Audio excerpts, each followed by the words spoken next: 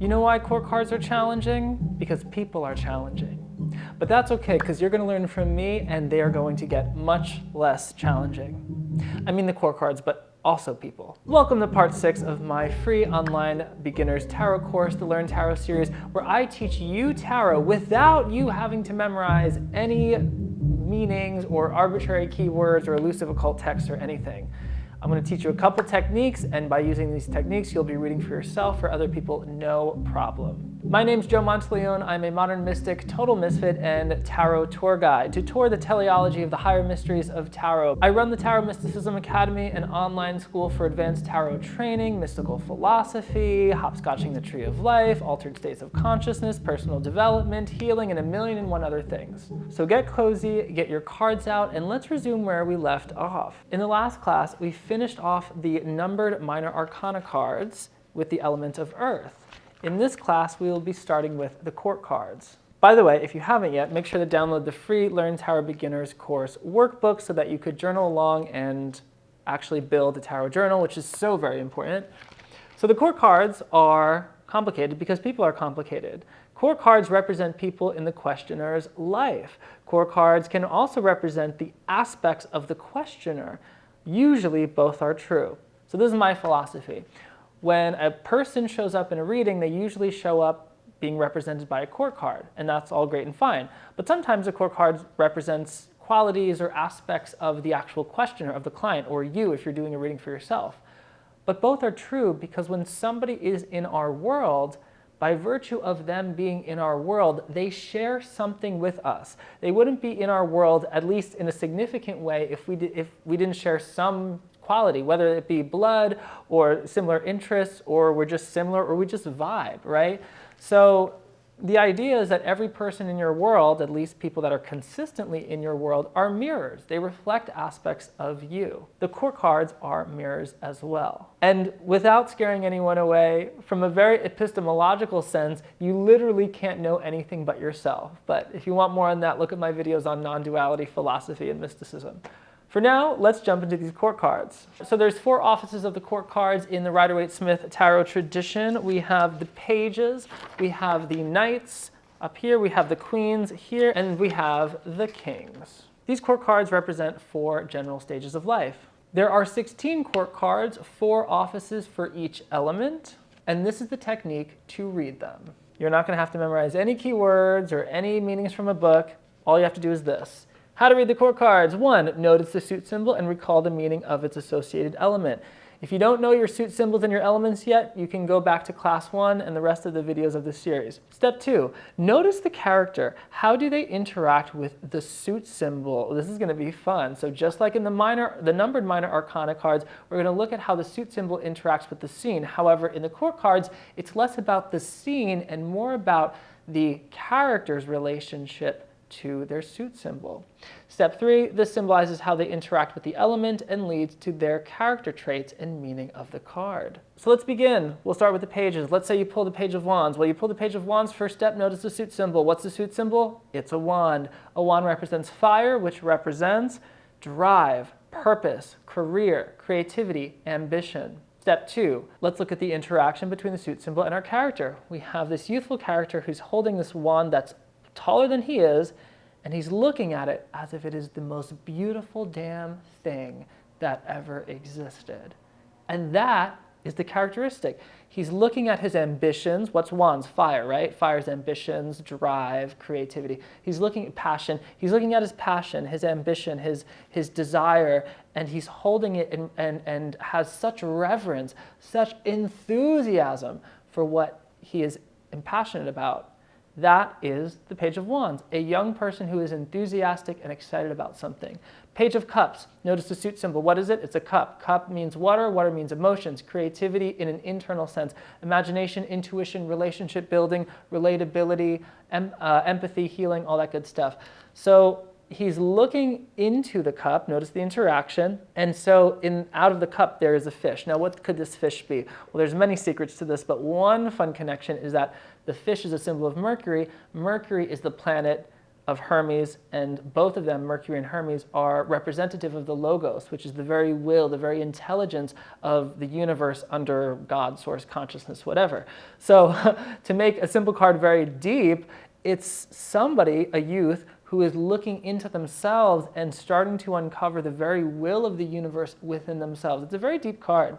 But notice how this Page of Wands is looking upwards and holding this wand with excitement. Page of Cups is much more relaxed. He's much more curious. There's less effort. There's less externally focused energy. It's much more internal, much more inquisitive. So this is somebody who's curious about themselves, who is going into their own emotions. Cup. Let's go to the Page of Swords. Step 1, notice the suit symbol. It's a sword. So we know we're talking about conflict, ego, the mind, all that stuff. And step 2, notice the interaction.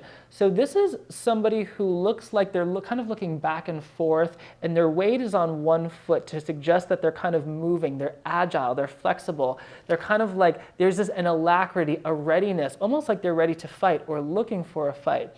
And so as they look right and left, they're holding this sword with both hands as if to be ready for a fight. So this is somebody who is holding their thoughts, ego identifications, or conflict readiness as they look for opposition. They're holding their inner ideals and ready to swing their ideals at anyone. This is somebody who stands up for something, especially a youth who's unafraid to vocalize their opinions and engage in dialogue about certain matters and etc. It's very brainy. Okay, Page of Pentacles now. Notice the suit symbol is a pentacle, and what does a pentacle mean? Money, relationships, body, material, all of that. But look at how this page is holding the pentacle. Utter reverence, but it's a different kind of reverence. The Page of Wands is excited and enthusiastic about the wand. The Page of Pentacles, he looks like he's almost worshiping it. I mean, you can actually see the pentacles like floating in his hands. So this is somebody who is this is like the ultimate student. This is somebody who takes something physical, a craft, a service, an art form, something that they are learning through their own embodiment and revering it to such a degree that it becomes sacred to them.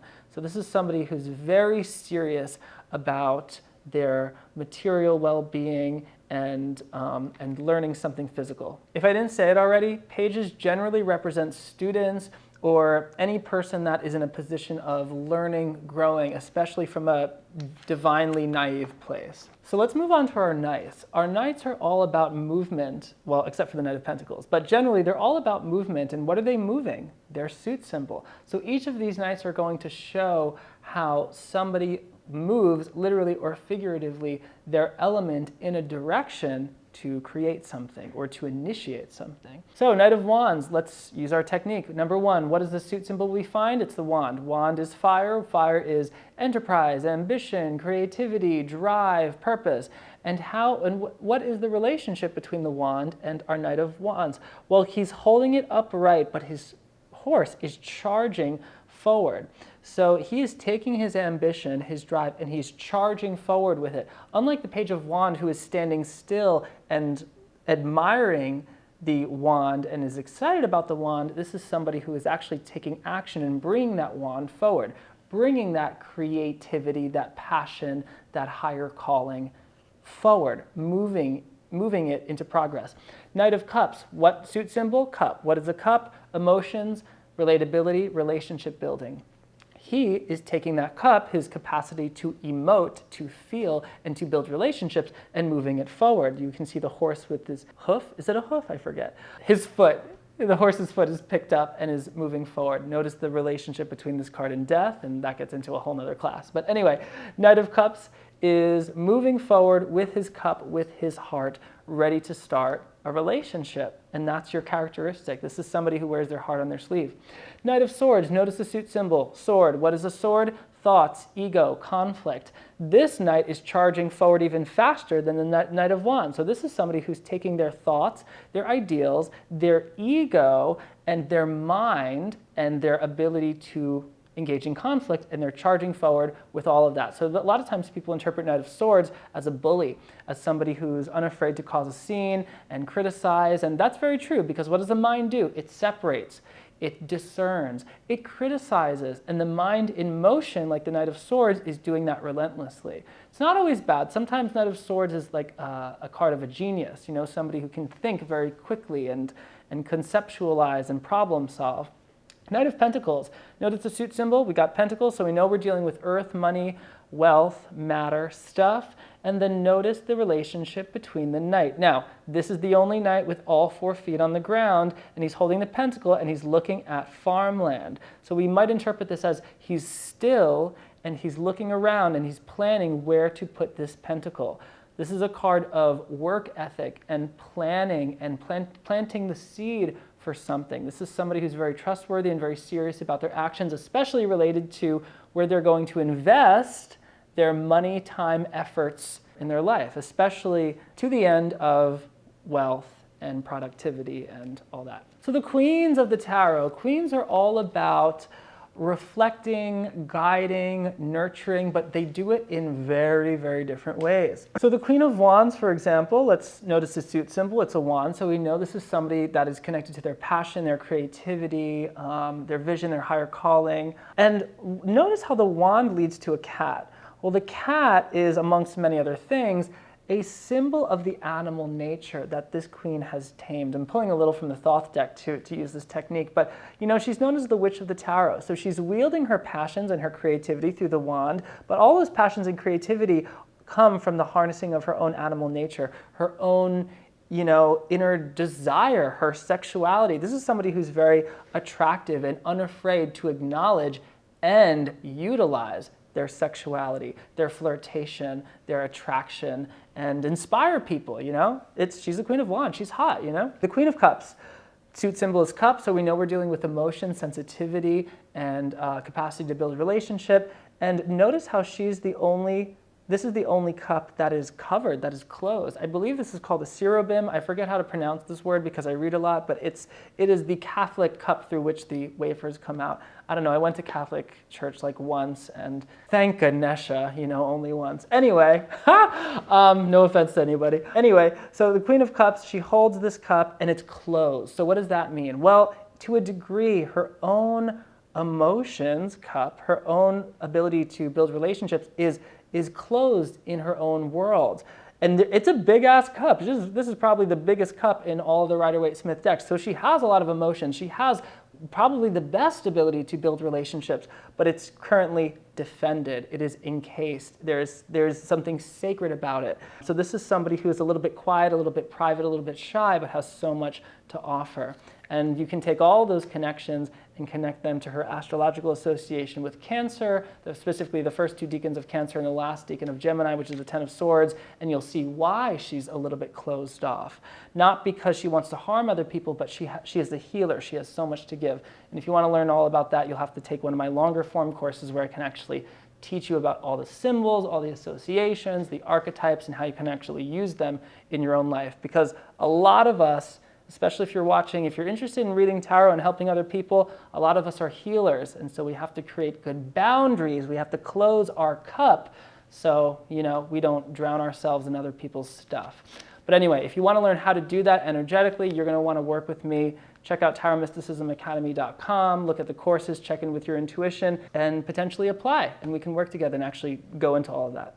Queen of Swords, this is somebody who she's wielding a sword, so the suit symbol is, this is somebody who's wielding their mind, their connection to conflict, their ability to discern, their ego. But look how she's wielding it. She actually has a hand up as if to say, shut up, or as if to say she's like calling a court in order or something. Or maybe she's holding that hand up and just beholding the silent moment in utter peace because she has such mental discipline, such Zen-like control over her mind.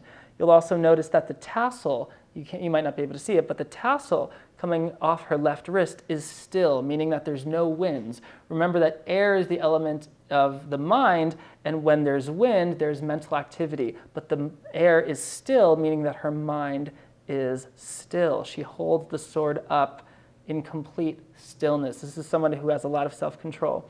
Queen of Pentacles, it kind of looks like the pentacle is her own womb, and that makes total sense because she Pentacles is earth, is matter, is the physical body.